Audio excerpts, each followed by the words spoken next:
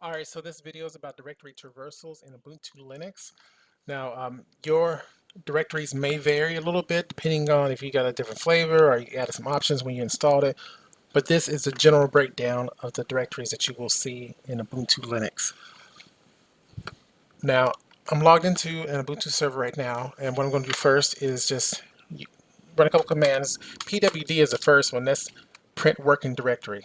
Currently, I only have a /, and what that means is that I am at the root directory right now. So if I type in ls, I'm just going to do -a for all. If I type in ls, I can see every branch that's coming off of this root directory. I've got bin, boot, cd-rom, all these different directories, and each one of them has a certain purpose. So let's run through it. First, we're going to start with the bin directory. So I'm just going to do ls-a, which just means list all the contents of bin. You can see that there's a ton of stuff in here. And the bin directory, what that is, it contains binaries. Or in Windows, we call them programs. So in Linux and Unix and IX stuff, we call it binaries. So these are all the binaries or programs that must be present in order for the system to boot, in order for the system to run. So this is a very important folder, and I would say that you probably shouldn't delete anything out of here or change anything unless you know what you're doing. So that's the bin directory. And I'm going to clear the screen, and we're going to take out the next directory, which is boot. So I'm going to do ls boot. Inside the boot directory, we have these few files right here. And what the boot directory is, it contains the Linux kernel. It's got the initial RAM disk image. It's got the drivers needed at boot time. It's got the bootloader. It's got the grub configuration file. So this folder right here is another important folder in Linux that allows the system to boot up. The next directory is called dev. See, I'm actually going ls a and then do I think I do /dev. So what this lists is all of the different. This is basically a special directory that contains all of the device nodes, everything that is a file that applies to devices. This is where the kernel maintains a list of all the devices understand. So this is kind of like the device manager, the files that you would see. It's got the disk mapper, these kind of files. And we can just poke around here. I'm going to see if I can cd dev. I'm just gonna see here and see if I can read any of these files. Disk and ID. Let me see if I can add that. Okay, so right here we just dove into the disk, the dev disk, and this got a driver ATA, VMware Virtual SATA CDRW drive. So this is referencing the CD-ROM. This is a virtual machine, so it's got the VMware Virtual SATA, and it also says no medium found because I don't have anything mounted to this CDRW right now. So that's what you can poke around. You can look in here and see what's going on. But let's go back up to, let me clear the screen and do ls and cd. Okay, I'm back at the root. The next one is etc. So we're going to do ls etc. And we'll see if a bunch of files in here. Now all these files, what this means is that it contains all the system-wide configuration files. Basically what this is it contains everything in this directory should be readable text, but it's basically all the files that determine when automated jobs will run. It tells tables, device storage, there's associated mount points. There's really a lot of configuration files. Everything in this folder should be something that we can read. So let's go and try to read one of these files. I'm going to use the cat command, which is actually to read the file less. I'm going to try to read this for CLNF. This is file directory. Oh, I just typed it wrong, so let me take the E off there. Okay, I can't read that one. Let me try a different file here. CD, try to do something like, let's try to find a configuration file here. Add to user.com. Start with the top. No, actually, anyway, because where am I at? I'm in root, so no wonder I can't see it. So let me cd to etc, change directory to etc. Now I'm going to do ls, and I got all these files. Now I'm going to try to do less on resolve.conf. Now I can read it. This file is managed by the system, resolve, do not edit, name server, blah, blah, blah. So this just kind of shows you, I'm going to escape out of here. How do you get out of here? I'm just going to click button. I'm going to do a colon and Q. So that gets me out quick. Just kind of like VI. I don't know if you ever use VI, but you type in the colon and then you do the letter Q to get out of there. So etc, if you're looking for configurations, they're probably lurking in here somewhere. The next one is the home directory. So let's get back out. So I'm just going to type in cd, and I'm going to pwd, see where I'm at. I'm in home user. So I'm just going to do cd /, and now I do pwd, I'm back at root, and I do ls, and this shows me the root directory, everything branching off the root. And let's take a look at the home directory. So if I do ls and then do /home, you can see I just have one user directory because this is just a test kind of server. So I just a user one folder in there, and this is where every time you create an account, you type of user, they will have a home folder, and inside their home folder is kind of like My Documents in Windows. You will have the same kind of structure there. Let's clear the screen, and let's take a look at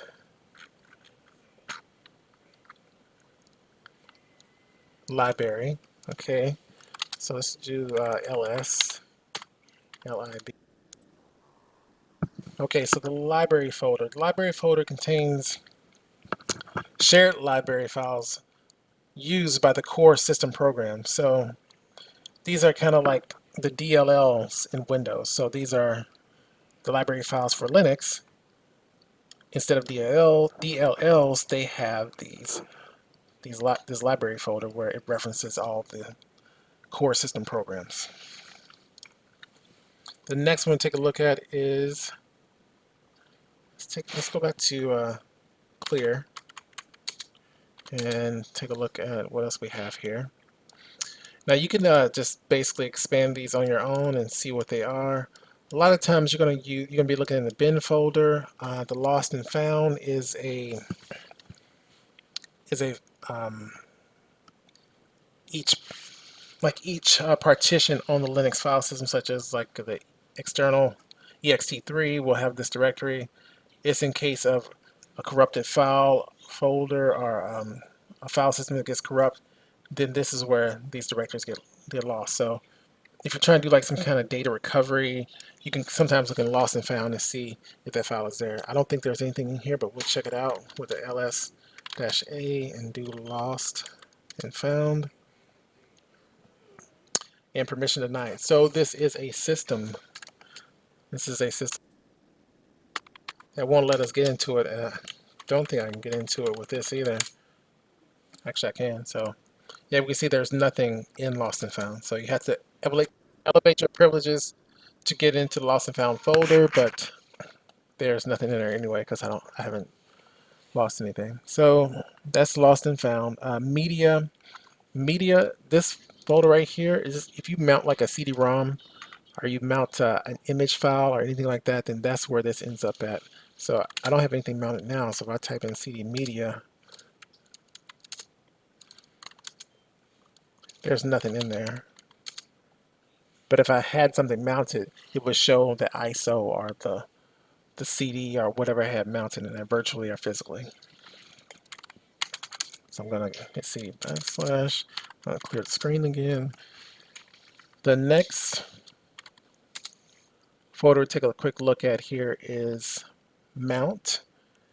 Now mount, this one right here, mount it's kind of a legacy type of folder.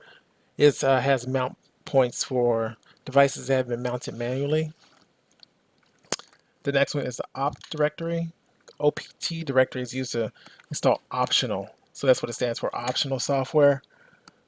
This is mainly used commercial software products that might be installed in the system. So if you have third party or some other kind of system, you can put it in an opt folder, and that's where you can install that. And I don't think there's anything in here, but I'll check it out. Let's do a ls-l-a and /opt. There's nothing in there, so I don't have anything to show for that. The proc directory, this PROC, it's a virtual file system maintained by Linux kernel. So the files in it give it's got like a peephole into the kernel itself. So if I do cd, let's do ls-a /proc.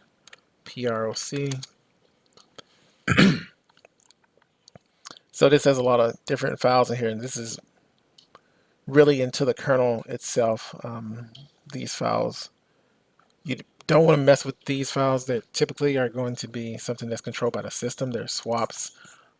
There's these numbered files here. So that's something, the files are readable in here, and they give a picture of how the kernel works. So if I did try to open one of these up, let's try to do one here. Let's just try to do it. Go to less command to read the file, less, and then let's type in 2359. Actually, I'm not. So let's just go ahead and put this in correctly. So /, this is proc.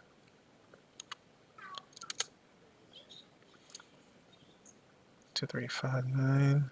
It's a directory, so let's just go into that directory. CD, KLS. Okay, here's some files here. Let's take a look at any one of these. Patch state. Permission denied. Let's just do sudo. And there's nothing in this file right now, so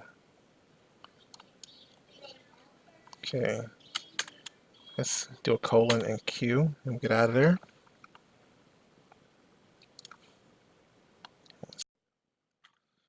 All right, let's go ahead and clear the screen again. Okay, so we looked at proc root. Let's take a look at this. Root is this root right here refers to the home directory for the root account. So if I did ls root permission denied, yeah, because I'm sudo, which I could look at it. I have one file in there called snap. The next thing, sbin. Sbin contains the system binaries to perform vital tasks. It's generally reserved for the super user account.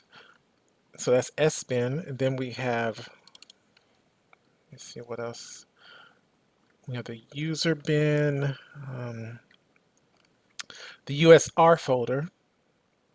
It's one of the largest folders. It contains all the programs and supported files used by regular users. So let's just take a quick peek at that one. It probably doesn't have that much because, like I said, this is just like a test system. So if I do ls usr So this all has games. Let's take a look and see what's in games. cd/user games ls a. There's no games installed, so that's for another video. User local. All the USR folders are going to be files where it's specific to a certain user. Then we have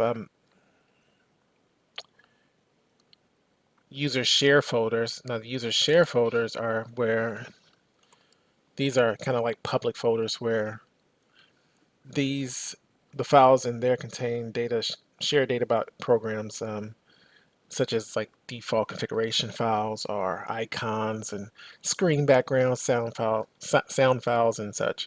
So user share folder is kind of like a public folder that kind of shares that data because it's identical across different users. The next folder we take a look at here is the var folder. So the var folder is mainly various databases are stored on the var folder. The var folder also has spool files, user mail, things like that. So if we do cd, let's see if I can get to it from here, var. So it's going to contain things like I said, like the mail. It's going to contain backups, cache. A lot of times you see the same folder name. Like we saw opt over here. So opt's right here and right here. So there's some duplication involved. It just depends on what application or what user is running the program, where that folder needs to be at. So you'll see the duplication, but don't worry about that. You always can take a look at where exactly you are by typing pwd. And you can see right now I'm in the var folder, but this var folder has an opt folder, this opt folder in the root directory and everywhere. So these folders are being used more than once. And also there's a way to look at all the files in kind of like a tree format. What you can do is install a program called tree, and I've already done it. So you just type in sudo apt install tree.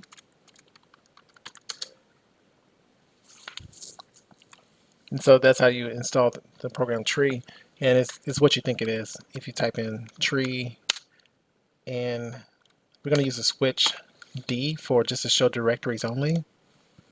Now this comes out all crazy like this. I mean, nobody can read this, but this gives you all the files, the entire system. It just kind of runs right down everything. You can see it's got 30,272 directories, which is too much to read in one shot. But you could pipe this to a file or something like that, or you can just do what I like to do sometimes, just do tree D and then do a pipe right there. Pipe command is just the shift backslash key, and then type in something like more. So what this is saying, that the output of this tree command, I want to pipe it into more, and more is just going to basically stop the screen to where I have to click the space bar or another button to keep it going. So if I hit it now, I see I have this more. So it's prompting me basically to show more of the file, of the output. And if I go up here, we can see this is where I typed it in, tree more, and this is the root. That little dot right there. Now this dot is like the same dot you see on a website, or it's like the root. So kind of think of it that way. But everything off this first level right here, every line coming at the first level, that's the directories we just reviewed. So you have the bin directory, the boot directory, CD-ROM, dev directory. If I click on more, etc, we looked at that one. I'm clicking the space bar to keep that going. The lib directory, lost and found, remember that one, we can't error open the directory because we need to do sudo to do that. Media, mount, all these different directories, we can kind of see what's in there. So that's another way of looking at all the directories, and kind of just helps you to understand how this system is set up, how these files are running. I'll put just in the description below, I'll put some more details about what we looked at and what the directories mean. But that shows you a lot that you can escape out of here just by typing Control Z, and that'll get you out. So that's it for this video. Like I said in the description below, I put a little cheat sheet. It gives you like all the meanings of all the directories that are typically in a Linux Ubuntu installation, and that will help you, figure out, what's what. Just become familiar with the directories, kind of know what each one of them does, and you'll be on your way to understanding Linux better.